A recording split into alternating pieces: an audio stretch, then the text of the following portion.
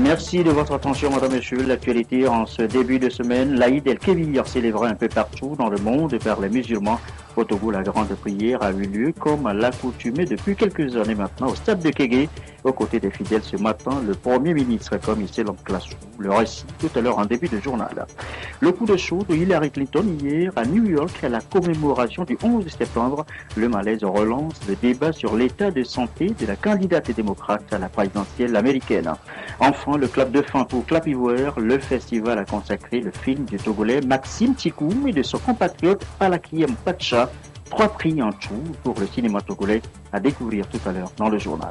Voilà, madame, monsieur, le sommaire, bienvenue. Voici le journal.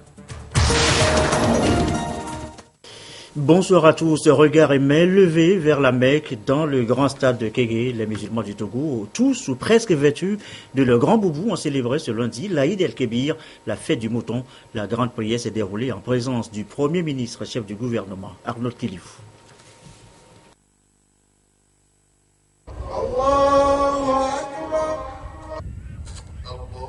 La fête du mouton est pour le musulman le moment de cultiver davantage l'amour, le partage, la solidarité et la soumission pour espérer le salut d'Allah. Toutes ces valeurs ont été rappelées aux nombreux fidèles d'Allah qui ont fait le déplacement de Kégué. En présence du Premier ministre, Komi Selem Klassou, ils ont imploré la bénédiction divine sur les plus hautes autorités du pays et prié pour la paix et la sécurité au Togo. Dans son adresse au monde musulman, le président de l'Union musulmane du Togo a condamné les actes terroristes perpétrés de par le monde au nom de l'islam et invité les fidèles à prier pour la bonne tenue du prochain sommet de l'Union africaine sur la sécurité et la sûreté maritime et le développement en Afrique à Lomé. L'islam est un mot qui implique l'idée de soumission et d'obéissance à Dieu pour espérer une récompense dans l'au-delà, mais aussi de soumission et d'obéissance à ceux qui vous commandent d'obéir aux lois du pays, aux forces de l'ordre et aux lois tout court. Une autre signification littérale du mot islam est la paix. Cela veut dire qu'on ne peut réaliser la paix réelle du corps et de l'esprit que par la soumission et l'obéissance à Dieu. Une telle vie dictée par l'obéissance nous donne la tranquillité d'esprit et établit la paix réelle dans la société en général. Ce message fut prêché par tous les prophètes de Dieu qui guidèrent l'homme sur la voie du salut. Malheureusement, dis-je, les hommes s'égarent en maintes reprises, perdent et déforment le code que les prophètes leur ont donné. Ils sont devenus violents par moments. Que dit notre religion au sujet de la violence? La violence n'est pas recommandée, n'est pas légitimée, n'est pas encouragée par l'islam. Le terme djihad est devenu si commun dans les médias, semble porter à lui seul toute la charge des craintes que suscite l'islam et les musulmans. Le djihad est un nouveau fléau de l'intégrisme et le monde de l'islam, habité par la gangrène du djihad, fait peur et terrorise les intelligences. En réalité, la lutte à laquelle nous invite l'islam est celle de la promotion de la justice sociale, de l'éducation et du refus de pauvreté, comme les membres du gouvernement et le président de la République s'attellent à rayer le chômage des jeunes. Allah a béni le Togo pour avoir pérennisé la paix et pour nous avoir donné un chef d'État charismatique. Nous devons soumettre à lui, à Allah, nos supplications pour espérer le bonheur pour notre peuple.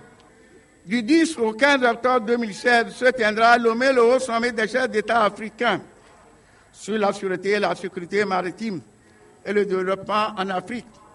Toute la communauté musulmane est conviée à des prières constantes pour le maintien de la paix, pour la protection des participants et pour la réussite du sommet.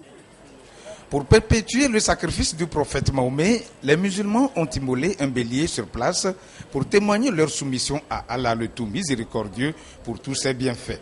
Un geste qui sera relayé dans les familles pour célébrer la fête de la Tabaski. Et voilà la paix et la cohésion sociale invoquée donc ce matin dans le grand stade de Kégué. On vient de l'entendre tout à l'heure.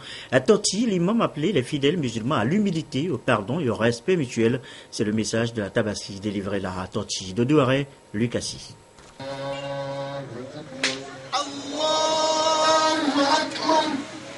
D'une même voix, les fidèles musulmans du quartier Toti et ses environs ont convergé leurs prières vers Allah en mémoire du sacrifice du prophète Abraham pour leur salut. Un sacrifice qui a donné naissance à la célébration de la fête de Tabaski, encore appelée Aïd el-Kébir. À l'occasion, la communauté musulmane ici présente a imploré la grâce et la bénédiction d'Allah sur les autorités et le peuple togolais. C'était le prophète Abraham que Allah subhanahu wa ta'ala avait voulu qu'il sacrifie son fils pour lui donner à son nom, Ismaïl. Donc, il a accepté cela. Il était prêt pour égorger Ismaïl, sacrifier Ismaïl pour Allah subhanahu wa ta'ala. Et Allah subhanahu wa ta'ala a fait remplacer Ismaïl par un mouton. Donc c'est pourquoi à partir de ce jour-là, toute sa communauté qui viendra n'a qu'à sacrifier à chaque année, à ces moments-ci, sacrifier un mouton pour lui. Cela montre que cette fête est une fête de l'humanité. Respecter l'homme en tant que l'homme. Ça c'est un. De deux, considérer ce qui est considérable devant Allah. En islam, il n'y a que 3. Dieu, la cité et la religion. Lors de cette célébration religieuse très importante pour les fidèles d'Allah, un mouton est sacrifié et consommé autour d'un repas de famille. Cette fête qui donne lieu à un moment de partage intervient 10 jours après la célébration du Ramadan et marque la fin du pèlerinage à la Mecque. L'Aïd el-Adha symbolise également le dernier mois islamique Zulhijja et annonce dans un mois l'année islamique. Direction maintenant à Sokoré, la ville s'est parée de ses plus beaux habits là aussi pour la Tabaski. La fête annonce, on vient de l'entendre tout à l'heure, le nouvel an chez les musulmans. Les fidèles ont donc prié pour les grâces infinies dans la reportage au stade de Sokoré, la marque Bojoma. L'Aïd el-Kébir ou la fête de Tabaski est la deuxième grande fête musulmane. Elle intervient 70 jours après la rupture du jeûne de Ramadan. À Sokodé, pour marquer l'événement, les fidèles de Mahomet se sont convergés vers le stade municipal de la ville, lieu habituel pour la prière de circonstance pour honorer leur engagement envers leur Dieu. La prière, dirigée par l'imam principal de la ville de Sokodé, Patakpali Ali Kamatou Touré, a été dite en présence des autorités politiques, administratives, civiles et militaires de la préfecture de Tchaoudjo. Cette fête, tous les musulmans qui ont les moyens doivent avoir une bête pour égorger. Ceci, selon l'ordonnance d'Allah à Abraham, d'égorger son fils Ismaïl, pour voir le degré de piété du prophète Abraham. Et au moment d'égorger, on lui dit arrête, regarde derrière, et regarde, c'est le mouton, on lui prend. Laisse Ismaïl. Donc nous perpétuons, nous les musulmans, l'amour, la grâce, la bénédiction que Abraham a voulu envers son Dieu. Dans son prêche, Patakpali Ali Kamatou Touré a loué Allah pour ses bienfaits en faveur du monde musulman et appelé ses frères au respect des principes qui sous-tendent l'islam. Les fidèles musulmans de Sokodé ont prié pour la nation togolaise et demandé la protection d'Allah sur le chef de l'État Faure Gnassingbé. Comme son nom l'indique, la fête du mouton, un bélier a été immolé pour donner le temps à chaque fidèle de le faire chez lui. Image à présent de la célébration de la fête de la Tabaski, la fête du mouton, à Kara, à Dapaon. Le reporter Nestor Mouzou, Désiré Aloy pour le récit. L'islam est une religion basée sur 5 piliers. Le 5e, qui est le pèlerinage à la Mecque ou le Hajj, trouve son fondement dans l'acte de foi du prophète Ibrahim. Cet acte a donné naissance à l'Aïd el-Kébir ou la Tabaski ou encore la fête du sacrifice du mouton. À Kara, l'esplanade du palais des congrès a connu une forte affluence des fidèles d'Allah pour la prière qui donne le ton à la célébration de l'Aïd el-Kébir. Ibrahim n'avait qu'un seul enfant, Ismaël. Allah, qui voulait tester la foi d'Ibrahim, lui a demandé de lui offrir en sacrifice son unique et adoré fils. Ibrahim était sur le point d'accomplir la volonté de son Créateur quand le miracle s'est produit. Par respect à son Seigneur, il s'apprêtait à sacrifier son fils Ismaïl quand, soudain, Allah lui fait amener un bélier pour égorger à la place donc de cet enfant. Le prophète Abraham a respecté la volonté de son Seigneur. Et nous, musulmans, devons donc faire la volonté de notre Seigneur en immolant les bêtes aujourd'hui. Donc, cette fête pour nous, c'est une soumission, notre volonté de faire ce que Allah nous demande. Donc, c'est cela, la fête de Tabaski. On demande à tous ceux qui ont les moyens de le faire, de penser aux pauvres, de penser à ceux-là qui n'ont pas les moyens de le faire. On doit partager sa bête immolée en 3 parties.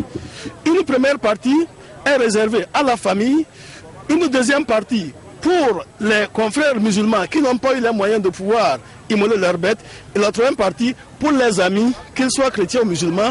La Tabaski est l'une des 2 grandes fêtes musulmanes. Elle est célébrée le 10e jour du Zulhijja, le 12e et dernier mois du calendrier islamique. Elle marque aussi la fin du pèlerinage. Le mois de Zulhijja va finir dans quelques jours pour laisser la place à Muharram, premier mois du calendrier islamique. Au seuil de la nouvelle année, l'imam central de Kara, El Hadj Alassane Tagba, a souhaité une bonne santé aux musulmans, au président de la République, aux autres autorités du pays et à tout le peuple togolais. Il a aussi imploré la grâce divine pour que le prochain sommet sur la sûreté, la sécurité maritime et le développement en Afrique se tienne dans de bonnes conditions et soit couronné de succès. El Hadj Mohamed Mijiawa, imam central de la ville de Dapao, sur les traces d'Abraham, un acte symbolique pour respecter les recommandations du prophète Mahomet. Sur le terrain municipal de la ville de Dapao, plein à craquer, les fidèles musulmans à l'unisson pour la grande prière marquant la fête de l'Aïd el-Kébir, 70 jours après l'Aïd el-Fitr, ou fête du Ramadan. La fête du sacrifice du mouton marque la fin de l'islam. La religion doit être un facteur d'union et de paix, une préoccupation des autorités qui marquent ici leur présence pour soutenir les fidèles d'Allah et suivre la pérennisation du rituel d'Abraham, une soumission totale à Dieu, le Créateur. Je veux dire que c'est un rituel canonique que les prophètes Abraham et Mohammed avaient institué. En acceptant Dieu, les épreuves de Dieu, on arrive toujours à bon terme lorsque Dieu nous donne le mouton pour immoler. Donc c'est en souvenir de ce rituel que Dieu a demandé aux musulmans de toujours tuer un mouton le jour de cette fête que nous commémorons ensemble avec les pèlerins à la Mecque. Nous, musulmans, nous souhaitons bonne fête à tous les musulmans, bonne santé et union. L'union pour tous les Togolais. L'imam Mohamed Mijiawa, dans son prêche, a rendu grâce à Allah, le tout miséricordieux, pour tous ses bienfaits. Bienfaits parmi lesquels le soutien du chef de l'État chaque année à toute la communauté musulmane. Pour l'occasion, ils ont prié pour lui, le gouvernement, toutes les autorités et le peuple togolais. Les dignitaires musulmans et les fidèles ont demandé à Allah de protéger le Togo et semer dans chacun un grain de paix, une paix qui sera répandue au-delà des frontières afin que le monde vive dans la quiétude, à l'abri des actes des faux témoins de Mahomet. Une fois encore, l'évêque de Dapao, Monseigneur Jacques Nyumboset Toukoumbe Agnolonda, s'est joint à la fête musulmane. Dans un message adressé à la communauté musulmane, il a souhaité bonne fête à tous et a appelé toutes les religions à proscrire la haine chaque jour que Dieu Allah fait. 2 cordiales poignées de main symboliques pour se souhaiter bonne fête ont mis fin à la grande prière de Al-Aïd el-Kébir 2016. Et dans les familles, l'Aïd el-Kébir, eh bien, c'est dans les plats, très bien sûr, les prières du matin, partage, convivialité ont marqué notamment les retrouvailles en ce jour de grande fête. De Douaré, Augustin Kossi. Tout est donc prêt pour sacrifier à la tradition. l'Aïd el-Kébir, la fête du sacrifice. Dans chaque maison et selon les bourses, chacun voulait suivre les traces d'Abraham, le patriarche. Ici, par exemple, c'est l'occasion pour les fidèles d'Allah de renforcer les liens entre les membres de la famille, les proches et même les voisins. Aujourd'hui, la famille est en train de fêter la fête de Tabaski. C'est pour ça qu'on a tué au moins les bœufs, les moutons, pour une grande réjouissance de la famille. Que le Seigneur nous bénisse. Il a donné au moins le bélier à notre grand-papa pour faire, et c'est ce qui est resté jusqu'aujourd'hui. C'est une fête de réjouissance pour nous tous, les chrétiens et les musulmans réunis. Donc ce soir, comme vous voyez, nous sommes chez lui à la maison, en train de célébrer ce moment agréable de joie avec lui. Et nous ne pouvons jamais oublier cet instant-là.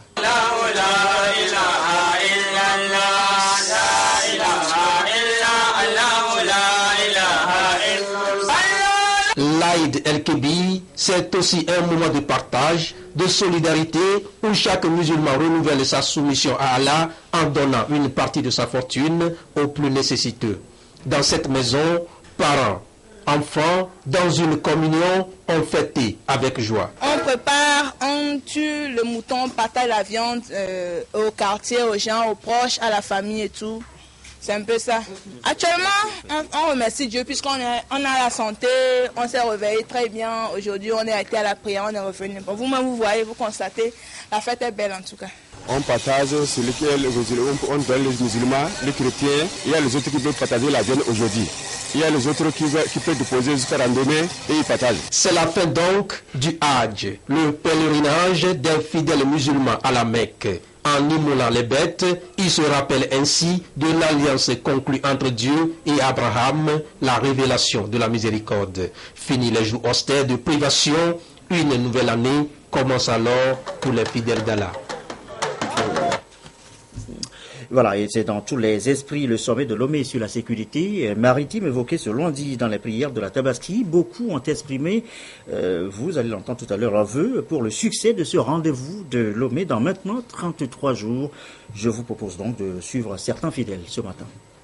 À travers cette fête, que cette conférence se passe dans de bonnes conditions, dans la paix, dans la sincérité, et que l'issue, c'est-à-dire à la fin de cette conférence, les résultats qui vont sortir puissent servir pour les 53 pays et pourquoi pas pour tout le monde entier. Je pense que à travers nos prières de ce matin et depuis toujours, cette conférence se passera dans de bonnes conditions et je souhaite bonne chance à tous les Togolais et que la réussite soit de notre côté. Nous souhaitons à Allah que ça soit un grand bonheur pour la population et l'avancement de notre pays. Nous les musulmans, nous devons être vigilants pour l'intérêt de la sécurité de notre pays. Je demande que tous les Togolais se tiennent corrects, qu'ils soient gentils, qu'on accueille bien les étrangers, parce qu'on aura hébergé plus de 3500. Et vous voyez, et quand les étrangers viennent, ils verront, parce que c'est par rapport au comportement des citoyens que l'étranger verra la vitrine du pays. Tout musulman est censé donc organiser ou participer à l'instauration de la sécurité. Parce que sans sécurité, il n'y a pas d'activité. Sans sécurité, il n'y a même pas de religion. Donc dans l'intérêt de nous tous, de notre religion et de notre développement, nous avons tous vraiment à agir, à militer en faveur de la sécurité. Tous les vendredis, il y a certaines mosquées, il y a des imams qui prêchent donc, la sécurité, qui essaient de prier d'abord pour la sécurité, qui essaie d'inculquer la notion de paix et de sécurité dans l'islam. Je crois qu'un travail est déjà en cours et il porte ses fruits. Le premier message que je dois envoyer à mes frères musulmans et mes sœurs musulmanes, c'est de prier pour ce pays. L'islam n'a jamais recommandé la violence, jamais du tout la violence. L'islam, par sa nature, c'est la paix. Alors je demande à tous les musulmans de rester dans cette situation, de rester positifs, de faire fi de tout comportement qui peut vraiment gêner la réussite de ce sommet. Il est 20h20 dans le reste de l'actualité, la journée africaine. Mais avant d'évoquer donc cette journée de la journée africaine pour la propriété, eh bien, les échos de l'Aïd el-Kébir à la Mecque, la Tabaski marque justement la fin du pèlerinage à la Mecque. Image à suivre maintenant. Un cercueil pour symboliser la mort des 464 Iraniens. Ils ont été érigés en martyrs après l'une des bousculades les plus meurtrières de la Mecque. Il y a presque un an, Massoumé perdait son père à la Ména. Aujourd'hui, elle fait partie des rares familles de victimes présentes pour commémorer ce premier anniversaire à Téhéran. Après 5 mois, la dépouille de mon père a été rapatriée en Iran. Durant ces 5 mois, nous n'avions pas de nouvelles. On ne savait pas si mon père était vivant ou mort. Cette année a été terrible. Pour ma famille, pour moi, c'est encore très dur. 1 an après, nous ne sommes toujours pas sereins. À la tribune des parents ayant perdu un membre de leur famille comme cet homme, son fils avait 35 ans. Sur la ligne des discours officiels depuis 1 an, il attend des excuses du gouvernement saoudien. Ils doivent prendre la responsabilité juridique et internationale. Ils doivent simplement s'excuser. Les Saoudiens doivent annoncer publiquement et expliquer ce qui a provoqué ce drame. Car c'est sous leur gouvernance que cela s'est passé. Depuis ce drame, aucun Iranien ne s'est rendu dans les lieux saints en Arabie Saoudite. Cette année, 64 000 Iraniens n'ont pas pu se rendre au Hadj, faute d'accord entre Téhéran et Riyad. Nous qui sommes à la recherche de l'unité islamique, vous, Saoudiens, nous dites que nous semons la division. Mais c'est vous qui êtes en train de la semer et vous qui cherchez à vous dédouaner en nous accusant. Privés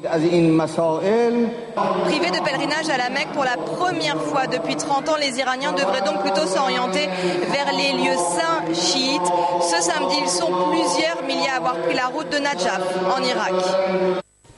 On en vient maintenant à la journée africaine de la technologie et de la propriété intellectuelle. Demain, 13 septembre, ce sera la 17e édition de cette célébration.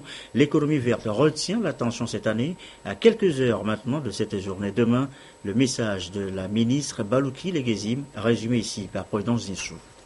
L'intellectuel et la technologie verte, deux secteurs porteurs sur lesquels l'Afrique devra miser aujourd'hui pour relever le défi du développement durable. L'OAPI, l'Organisation africaine de la propriété intellectuelle, focalise donc son attention cette année sur les perspectives d'une croissance économique soutenue du continent, avec un accent particulier sur le développement des énergies renouvelables. La 17e édition de la Journée africaine de la technologie et de la propriété intellectuelle, qui sera célébrée ce 13 septembre, met aussi en exergue l'optimisation des techniques dans les domaines du bâtiment, de l'industrie, des transports. Le recyclage des déchets et le meilleur traitement des eaux usées sont autant d'innovations qui contribuent à la réduction des effets préjudiciables de l'activité humaine sur l'environnement tout en préservant les écosystèmes.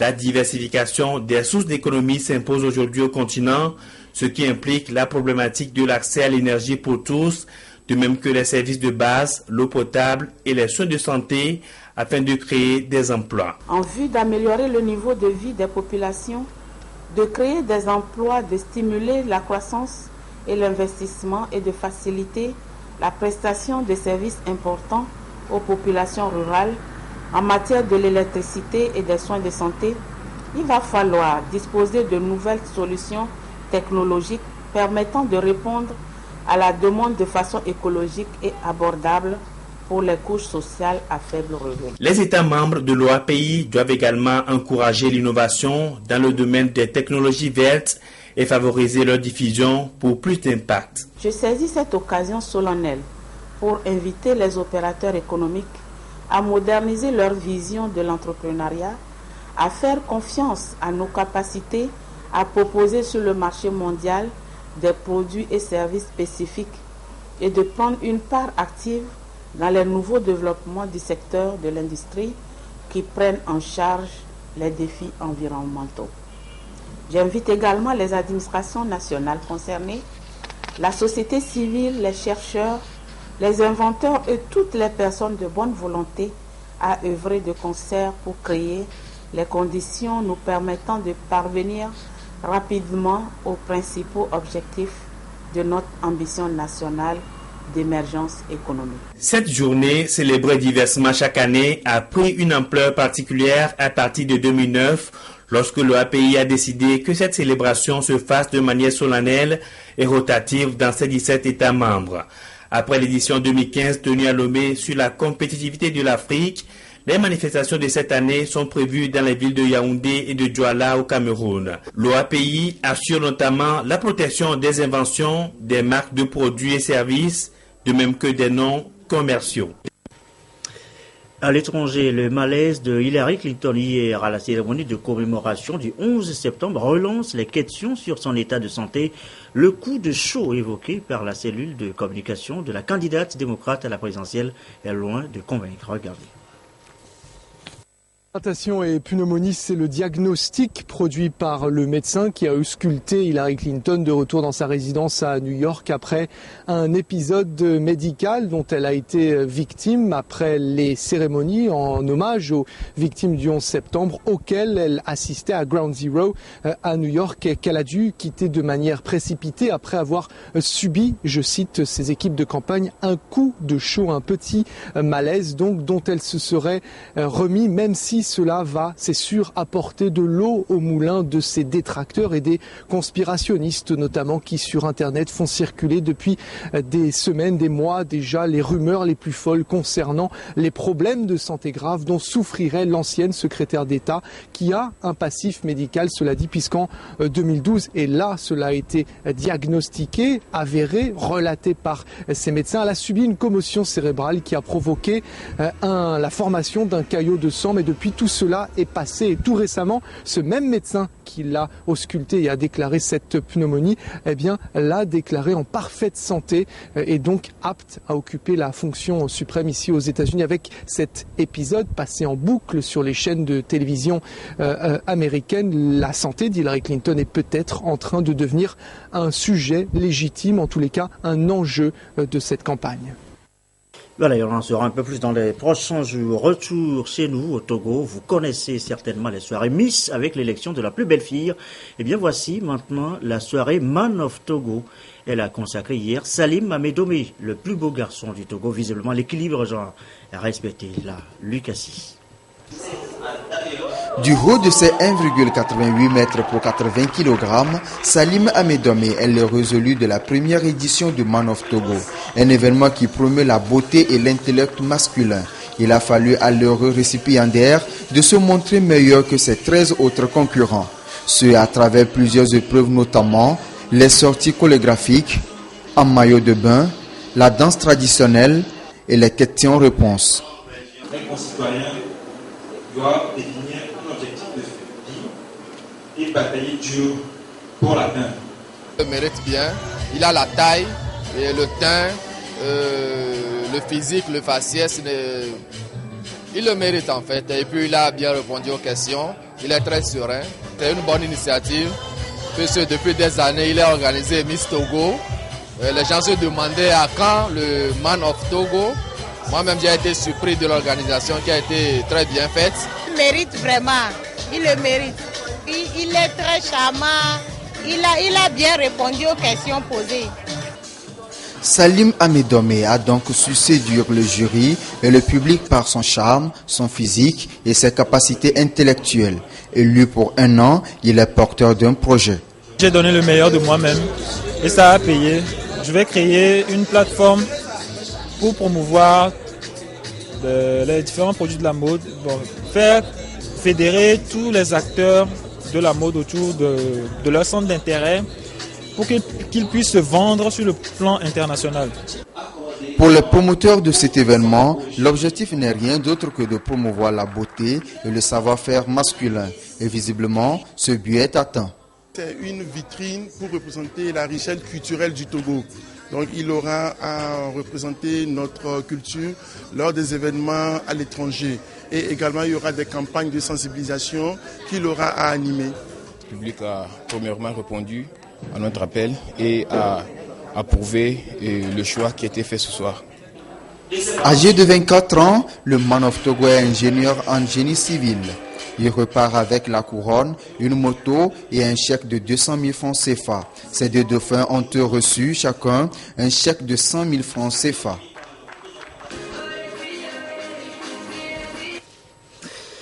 Et voilà, donc un peu de folklore, ça ne fait du mal à personne. Je vous l'annonçais en titre tout à l'heure. 3 prix pour le cinéma togolais au festival Clap Ivoire à Yamoussoukro. Les lauréats sont Maxime Tikoum, Palakiem Pacha, consacré donc à ce rendez-vous. Le compte rendu, Adolphe Paca. Le meilleur, c'est-à-dire le Grand Prix Koyo et Bouclé, a été attribué au film Ronde Heure de Maxime Kosili Tikoum du Togo.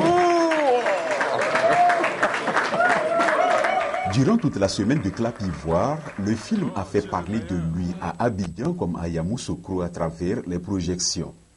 Et arrivé à ce moment fatidique, Rome Heure n'est plus une rumeur. Il est sacré meilleur film fiction de Clap Ivoire 2016 et décroche ainsi le Grand Prix Kodjo Ibuki. C'est un film d'actualité, le terrorisme. C'est un fléau qui traumatise pratiquement toute l'humanité aujourd'hui. Si ce film reflète le niveau du jeune cinéma togolais, alors je crois que le Togo peut être fier. Face aux géants du film africain comme le Sénégal, le Mali, la Côte d'Ivoire et le Burkina Faso, le Togo n'a pas démérité. Je voudrais féliciter le Togo, le jeune cinéaste togolais qui a rapporté ce prix. Toutes ces armes, l'Afrique ne produit pas d'armes. Très belle question. Comment se fait-il que le Boko Haram, toute l'Afrique est remplie d'armes? Un très bon scénario. Je pense que le Togo est bien parti parce que je suis au courant de ce qui se fait au Togo avec le festival du film de Blida.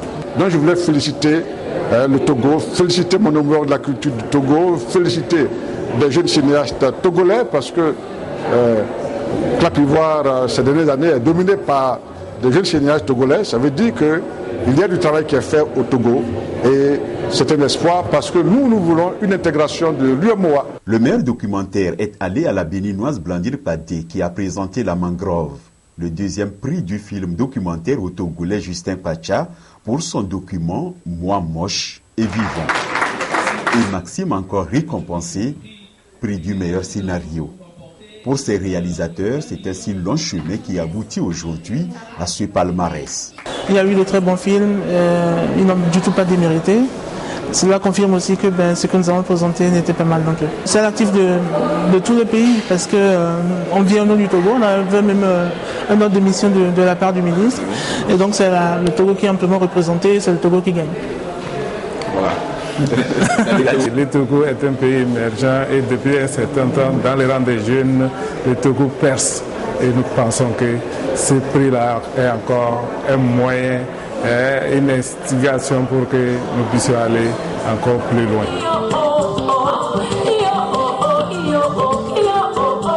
Cette 16e édition lancée à Abidjan avec au menu des soirées de projection, des ateliers de formation, des masterclass et tables rondes sur l'économie du cinéma a connu son apothéose à Yamoussoukro, capitale économique de la Côte d'Ivoire.